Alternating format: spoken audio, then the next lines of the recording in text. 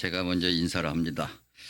새벽기도에 오신 여러분들 주님의 이름으로 축복하고 축복합니다.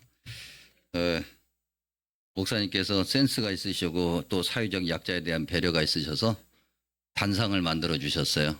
그래서 키높이를 맞춰봤습니다. 사실은 제가 그럴 일은 거의 없는데 어쩌다가 다른 교회를 가면 이렇게 사회적 약자에 대한 배려가 없거든요. 근데 목사님은 역시 다르십니다. 졸지에 높아졌습니다. 부목사 시절에 너무나도 그 업무가 과중해서 제가 특별히 또 섬겼던 교회는 그때는 그랬습니다. 그래서 그 교회는 매일 밤 기도회가 있었고 또 새벽 기도도 당연히 있었고요. 그러니까 매일 밤 기도하고 집에 들어가면 대략 한 11시 정도 됐던 걸로 기억합니다. 그때 맞벌이 했거든요, 제가. 그때는 뭐 여러분들 아시는 것처럼 놀토 이런 건 없었을 테니까 맞벌이를 하고 매일 밤 기도를 하고 새벽 기도도 또 나와야 되니까요. 그래서 거짓말이 아니라 넥타이 메고 잔 적이 한두 번이 아닙니다. 뭐 그러려고 그런 건 아니고요. 이제 들어가서 뭐 이제 아내와 함께 막 이렇게 저렇게 집안일도 하고 뒷정리도 하고 그다음에 그때는 아이들이 이제 어렸으니까 애기들 막 이렇게 챙겨주고 뭐 하고 역할 분담이 돼서 뭐 그렇게 하다가 보면 너무 힘드니까 잠깐 좀 소파에 그냥 좀 눕자 하고 누우면 그냥 자는 거예요. 그래서 이제 새벽에 이제 정신없이 막 일어나 뛰어다니고 대부분 부목사님 때 그런 얘기 종종 하는데 저도 그때 무슨 얘기를 했냐면 제가 잠이 많습니다. 그래서 지금도 하나님 은혜에 감사한 것은 때와 장소를 가리지 않고 머리 다면 잡니다. 뭐 그것 때문에 집사람한테 맞은 적도 있어요. 왜냐면 한참 자기는 얘기하고 있는데 제가 잔단 말이죠. 그러니까 좀 짜증나는지 저를 한번 때리더라고요. 그렇다고 해서 구타한 건 아니고요. 어쨌든 너무 힘들잖아요. 잠 많은 또 목사가 정말 새벽 기도를 그렇게 하고 매일 저녁 그렇게 기도해야 하고 그러니까 제가 뭐 무슨 얘기했냐면 내가 담임 목사가 되면 제일 먼저 새벽 기도부터 없애리라. 이게 진짜로 했던 얘기입니다. 저희 집사람도 제가 잠이 얼마나 많고 잠이 얼마나 약한 사람인 걸 아니까 그리고 제가 이제 미국 유학을 갔습니다. 미국 유학을 갔더니 갑자기 이제 할 일이 없는 거죠. 주일에도 할 일이 없고 평일에는 더더욱이 할 일이 없고 영적으로 그렇다는 겁니다. 목사로서 해야 될 일이 없는 거니까. 그리고 제가 한 6년째 됐을까요? 6년째 됐을 때 제가 이사했던 집 근처에 한인교회가 하나 있었는데 새벽 기도라고 말하기는 그렇고 아침 기도 6시 정도. 제가 그때는 시카고에 살았는데 시카고도 역시 뭐 그러니까 세계 어디든지 다 마찬가지일 텐데 대도시는 출근 시간이면 어마어마하게 밀립니다. 그래서 제가 이제 학교를 가려면 차라리 일찍 가는 게 낫다. 그래서 왜냐면 그 교통체증에 밀려가지고 제 시간에 가기가 힘들어지니까. 그래서 아침 일찍 나가다 보니까 한인교회를 이렇게 지나가는데 아침 기도가 있는 거예요. 그리고 시간도 좀 애매하고 그러니까 그러면 그냥 저기 들려서 아침 기도 좀 잠깐 하고 가자. 이제 그런 마음으로 아침 기도를 했었는데 어마어마한 은혜를 받았습니다. 제가 스스로. 새벽 기도, 아침 기도가 이런 거였지? 라고 하는 걸 그때 정말 몸으로 그건 한 1년 정도를 정말 몸으로 체험하면서 그리고 이제 한국에 들어와서 우리 성심교회가 저를 이제 청빙해 주셔서 목회를 하기 시작했죠. 제가 제 아내한테 칭찬받는 것이 하나 있습니다. 그게 뭐냐면 제가 잠이 그렇게 많은 사람인데 발딱발딱 잘 일어납니다. 새벽 기도 때 뭐 잠 때문에 못 일어나고 그래서 아내를 힘들게 하고 그런 적은 지금까지 한 번도 없습니다. 제가 담임 목회를 딱 올해 20년째인데 20년 동안 잠 때문에 새벽 기도를 게으르게 한 적은 한 번도 없습니다. 목사이기 때문에 그럴 수도 있지만 새벽 기도의 은혜를 알았기 때문에 그렇습니다. 여러분들도 이 새벽 기도의 은혜 자리에서 복 많이 받으시기를 다시 한번 축복합니다. 왜 이런 말씀으로 시작하냐면 오늘 우리가 읽은 말씀 너무나도 잘 알고 있는 말씀이지 않습니까? 예수님을 믿고 교회를 다니는 사람이라면 이 정도의 말씀은 뭐 다 아는 거죠. 그런데 정말 우리 삶에서 이 말씀이 각인되어 있고 새겨져 있는가? 오늘 우리가 읽은 말씀 1절에 보면 영적 예배라고 되어 있고요. 여러분들이 가지고 계신 성경에 아마 대부분 써 있을 텐데 옆에 각주 3번이 써 있을 겁니다. 그 3번하고 밑으로 내려가면은 이 영적 예배라는 뜻이 뭐냐면 합당하다 그런 의미죠. 합당하다. 그럴 만한 가치가 있다. 누구나 동의한다. 그런 얘기거든요. 그건 누가 동의하는 거냐? 하나님이 동의하시는 거죠. 너가 예배를 드리러 나왔어? 야, 너는 그럴 만한 지금 예배에 준비가 되어 있는 사람이야. 그래, 내가 인정해. 그게 합당한 예배고 그것이 영적 예배라는 거예요. 합당한 예배를 좀 더 구체적으로 좀 나눠서 잠깐이라도 살펴보면 너희 몸을 드린다 그랬습니다. 이 몸은 당연히 우리의 이 살덩어리가 아니고요. 삶을 이야기하는 거죠.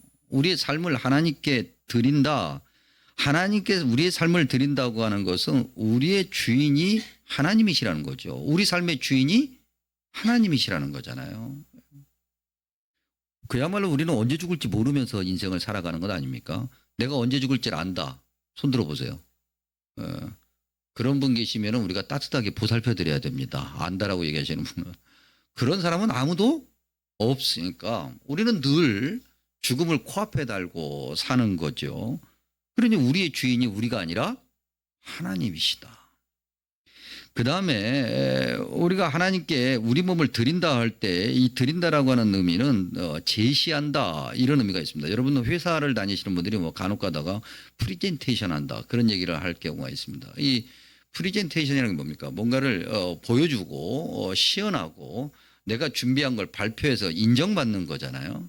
그러니까 우리의 몸을 하나님께 드린다는 것은 내가 하나님께 예배를 드리는 자로서 하나님께서 그럴 만한 가치가 있다고 인정해 주시는지 아닌지를 우리가 날마다 확인하고 점검받는 자라는 거죠. 우리 삶이 말이죠. 그러므로 우리가 드리는 예배는 하나님이 기뻐하시는 예배여야 된다. 하나님께 집중하는 예배를 얘기하는 거죠. 우리가 지금 나약하기 때문에 하나님을 눈으로 볼 수 없지 않습니까? 그러니까 우리가 예배의 자리에서 하나님께 집중한다는 건 뭘 얘기하는 거면 지금 이렇게 앉아있는 자리에서 강단을 향해서 우리의 모든 것이 집중되어 있는 거죠. 그리고 눈에 보이지 않는 하나님이기 때문에 우리가 하나님께 집중한다는 것은 하나님께서 지금 설교자를 통해서 선포하시는 그 말씀에 집중하는 거예요. 설교자가 왜 저렇게 생겼을까? 왜 우리 목사님은 이만한데 저분은 짧을까?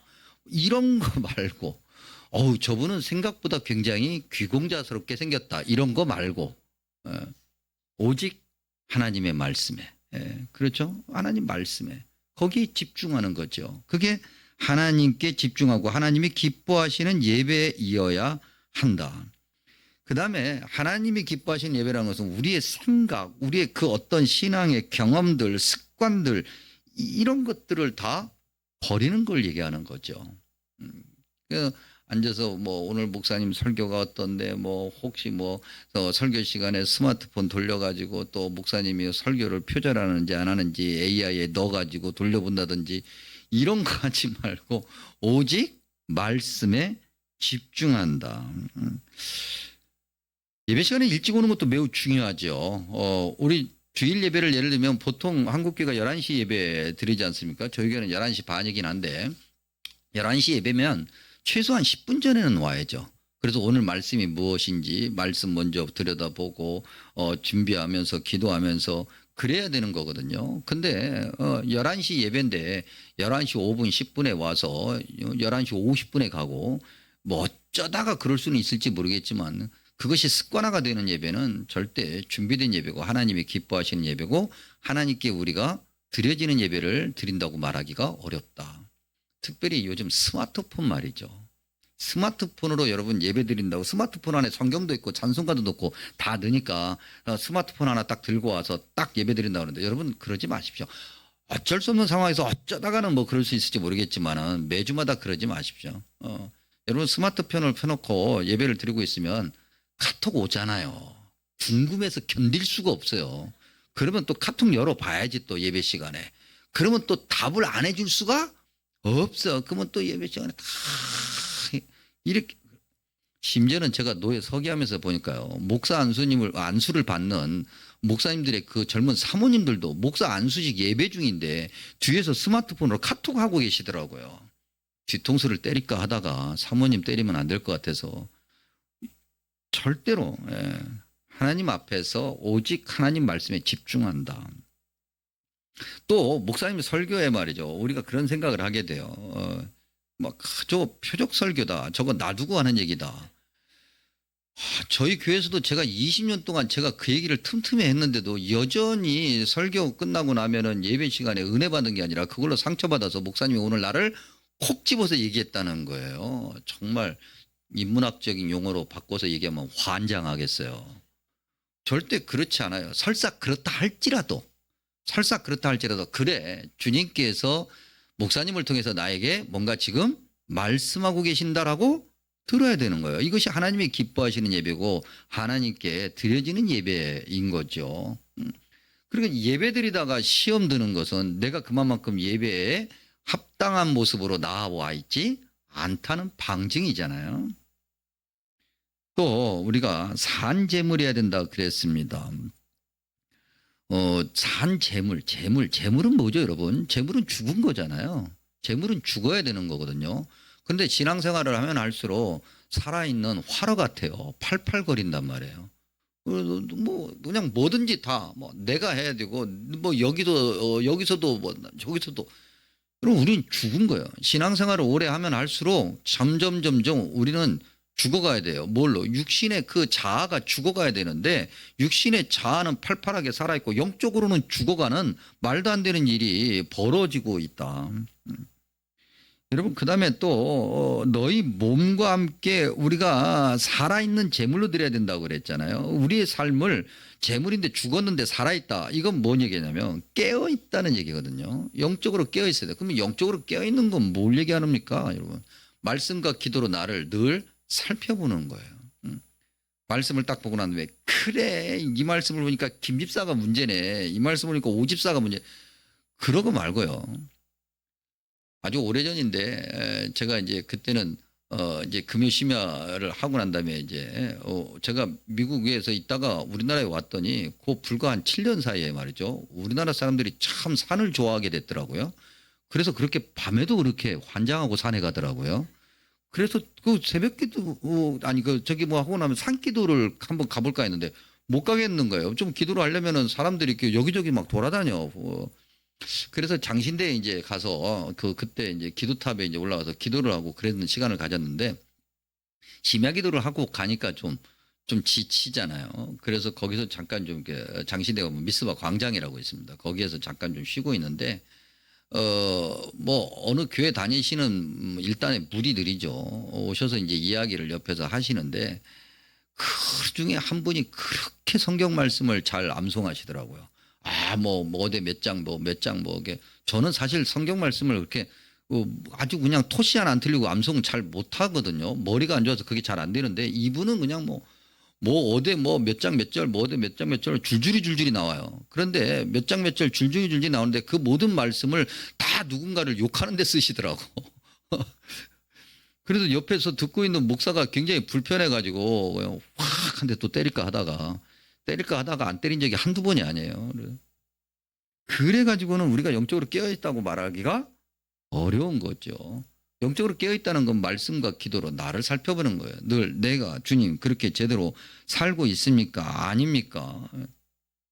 여러분 신앙생활 오래 하면 특별히 중직자들이 그런 어떤 실수 아닌 실수를 실수죠 사실은 잘못이고 그런 일이 많아요. 이제 신앙의 경험도 많고 또 교회 안에서 직분을 맡다 보니까 이렇게 저렇게 할 얘기도 많아지고 또 마이크를 잡는 기회도 많아지고 그러다 보니까 나도 알게 모르게 자꾸 뒷짐을 진단 말이죠. 그리고 자꾸 뭔가 이렇게 내가 생각하는 바를 이야기하려고 하고 그대로 안 되면은 그게 굉장히 시험거리가 돼요, 내가. 그래서 굉장히 그걸로 내가 힘들어요. 아무도 시험을 준 적이 없고 아무도 그렇게 시험 들라고 그렇게 권한 적도 없는데 자기 혼자 뒷짐지고 다니다가 자기 혼자 걸러 넘어져 가지고 자기 혼자 씩씩거리고 다니고 자기 혼자 굉장히 시험에 빠져서 힘들어져요. 중직자는 그러면 안 됩니다.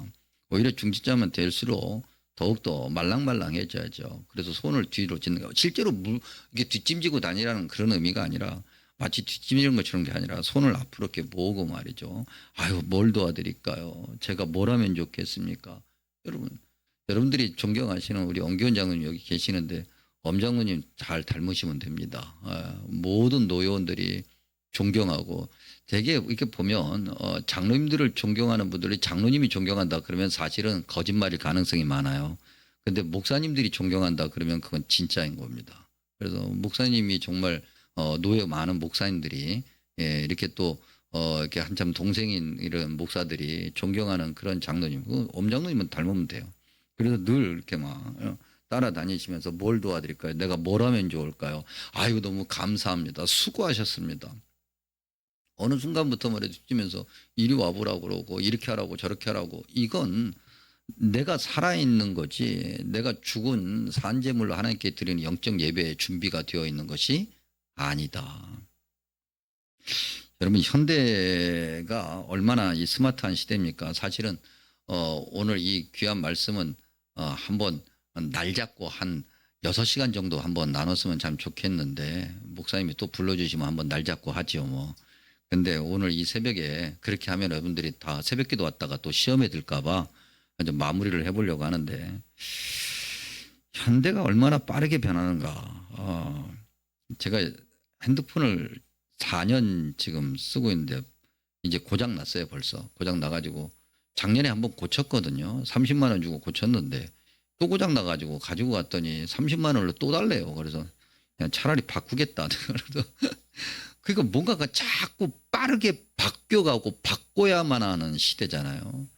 특별히 여러분들 우리 젊은 분들도 아마 예외 아닐 건데 그놈의 키오스크 진짜 힘들죠. 그래서 그래서 저희 노예 한번 장로님이 모처럼 만에 손주들 데리고 할아버지가 아이스크림 사줄게. 그러니까 애들이 얼마나 좋아요. 그래서 아이스크림 먹는다고 막 그래서 베스킨 라빈스 31 베라를 가셨네요. 그랬더니 베라에 갔더니 키오스크에서 주문하래요. 근데 아이스크림 이름도 생소한데 키오스크에서 어떻게 주문해야 할지 모르겠고 애들은 손주들은 옆에서 할아버지 빨리 해달라고 지금 쪼르고 있고 너무너무 힘든 거죠. 그래서 땀을 찔찔 흘리고 있으니까 뒤에서 어떤 젊은 아가씨가 제가 도와드리겠습니다. 그래서 금방금방 도와가지고 위기를 면했다를 말씀하시더라고요. 저도 마찬가지입니다. 저도 어디 가서 키오스크 익숙한 건 그냥 딱딱 주문하는데 또 몇 분을 가서 모시고 가가지고 대접하겠다고 또 해서 하면은 또 그중에서 그냥 아이스 아메리카노 그러면 되잖아요. 또 특별하게 무슨 유자차 뭔템 이런 거 먹겠다는 분들이 있어요. 짜증나 죽겠어요. 그러면 또 유자차 찾아 들어가야 돼. 유자는 또 괜찮죠. 무슨 무슨